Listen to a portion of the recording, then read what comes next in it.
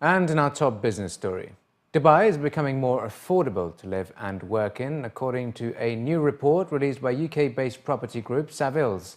The Emirate is ranked the world's 9th most expensive city for companies to locate employees, overtaking the likes of Shanghai and Rio de Janeiro, although the ranking has dropped a notch since 2008, when Dubai was placed 8th in the index. London, meanwhile, was ranked the world's most expensive city for companies to locate employees, overtaking Hong Kong, which had topped the ranking for 5 years. Hong Kong was followed by New York, Paris, Tokyo, Singapore, Moscow and Sydney. The drop in the ranking was achieved despite Dubai having witnessed a 12% growth in rents in the first 6 months of the year and high price growth in its residential markets, with values up 22.8% during the period. The cost of living and working in Dubai were deemed 16% lower than in 2008 as per the survey. The index measures the total costs per employee of renting, living and working in 12 cities across the globe. It involves office costs, taxes and fluctuating exchange rates. According to Clutton's annual UAE property report, strong economic growth is expected to continue across the 3 largest emirates, Abu Dhabi, Dubai and Sharjah. Dubai remains ahead of the game with its urban infrastructure and continuous development. Meanwhile, Abu Dhabi has seen in its freehold market record an 11.4% rise in capital values during the second quarter, 48% above the same period last year. While Sharjah is witnessing great demand in its residential real estate sector, with rents registering a 17% growth during the first half of 2014, following a 16% rise last year.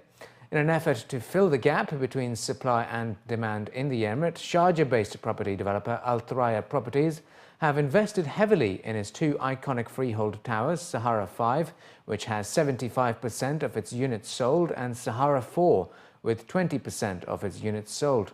Clutton's chief executive for the Middle East, Stephen Morgan, says the real estate sector is now stabilizing after driving strong levels of economic activity over the past 18 months, while neighboring emirates are witnessing a rise in demand due to various factors, including the introduction of new regulations brought in and revitalized economies. As rents and affordability levels have increased in the Dubai market, so people have moved back to more affordable premises in Sharjah. And the flip side in Abu Dhabi is, we saw a lot of migration down to Abu Dhabi last year off the back of the government decree in terms of people needing to live in Sharjah if they were working for, in Abu Dhabi if they were working for the government. If you take Sharjah, for example, the demand there is quite high at the moment, and clearly the benefit is that rents are continuing to go up. Occupancy levels in buildings are very high throughout the portfolio that we manage at Clutton, so that can only have a benefit and knock-on effect to the wider economy. Again, in Abu Dhabi, we saw quite a lot of movement into the Abu Dhabi market over the last 12 months, and again, that now that there are more people living within the Abu Dhabi marketplace, again, that can only have a benefit to the Abu Dhabi economy as more people spend money and spend more time within that economy.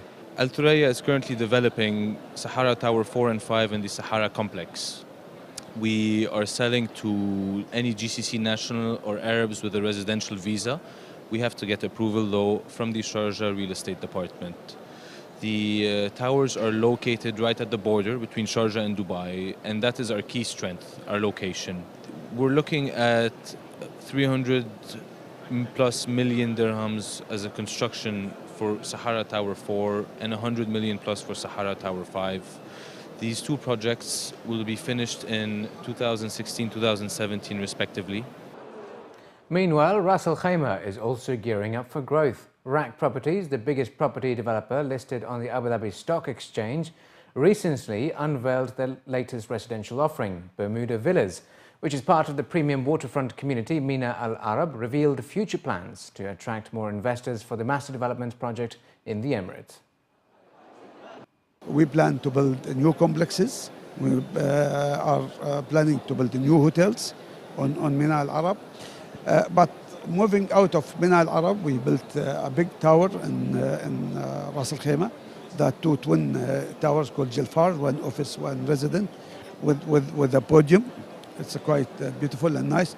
Also by the creek of Ras Al Khaimah, 54-story building, and we have another one in Abu Dhabi. All those projects have been completed, and buyers or investors have taken over their units, and they are residing and relaxing in different part of the projects. Emirates Global Aluminium plans to spend $3 billion to build the United Arab Emirates' first alumina refinery in Abu Dhabi, according to the company's chief executive, Abdullah Kalban. Feasibility studies have been completed and the refinery will be operational by the end of 2017, according to local reports. With Kalban adding that the refinery would produce 2 million tons of alumina annually in an initial phase and an additional 2 million tons in a second phase. Emirates Global Aluminium, which has an enterprise value of about $15 billion, was formed by the merger last year of Abu Dhabi's Emirates Aluminium and Dubai Aluminium Dubai. Aluminium production in the Gulf has been rising rapidly, partly because of the region's low energy costs and extensive port facilities, as well as its booming construction industry. Emirates Global Aluminium currently produces 2.4 million tons of aluminium products per year, with the UAE accounting for about 50% of the Gulf's annual aluminium production of 5 million tons and is the world's fourth largest producer of the metal.